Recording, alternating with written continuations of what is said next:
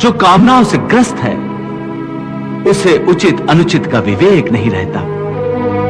पार्थ, इसलिए मैं तुमसे कहता हूं कि तुम अपनी कामनाओं का त्याग करके स्थित प्रज्ञ बनो। स्थित प्रज्ञ जो कर्मयोग की चरम अवस्था है।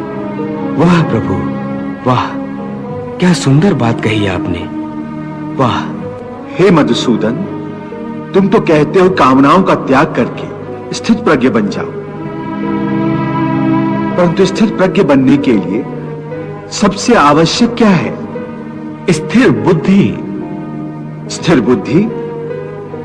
परंतु मनुष्य अपनी बुद्धि को स्थिर कैसे रख सकता है? आशा और निराशा दोनों से मुक्त होकर ही बुद्धि को स्थिर किया जा सकता है। बुद्धि स्थिर होगी तो इंद्रियों के विषयों का बल टूट जाएगा।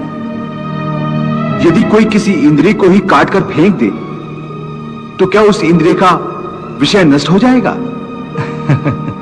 नहीं अर्जुन, यदि किसी दुर्घटनावश किसी की आंखें अंधी हो जाएं, तो यह आवश्यक नहीं कि उसकी आंखें रूप की कल्पना करना ही छोड़ दें। आंखें ना होने पर भी उसका मन ऐसे दृश्यों की कल्पना कर सकता है जो उसे विषयों के मोह में फंसाए चले जाए। पार्थ, एक अंधा मनुष्य भगवान के स्वरूप की भी कल्पना कर सकता है और एक नारी के शरीर की भी कल्पना कर सकता है। सो किसी इंद्रिय के होने ना होने से मन की वासना और आसक्ति में फर्क नहीं पड़ता।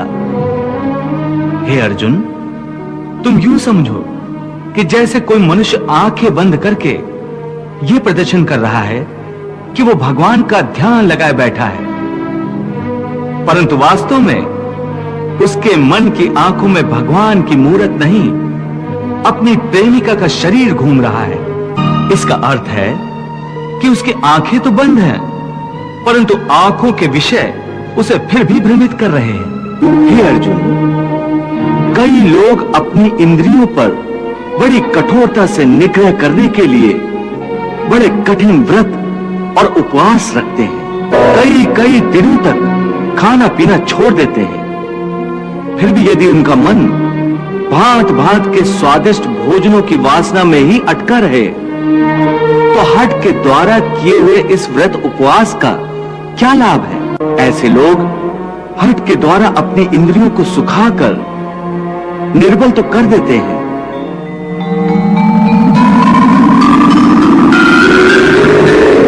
परंतु इससे विषयों की आसक्ति का त्याग नहीं हो सकता।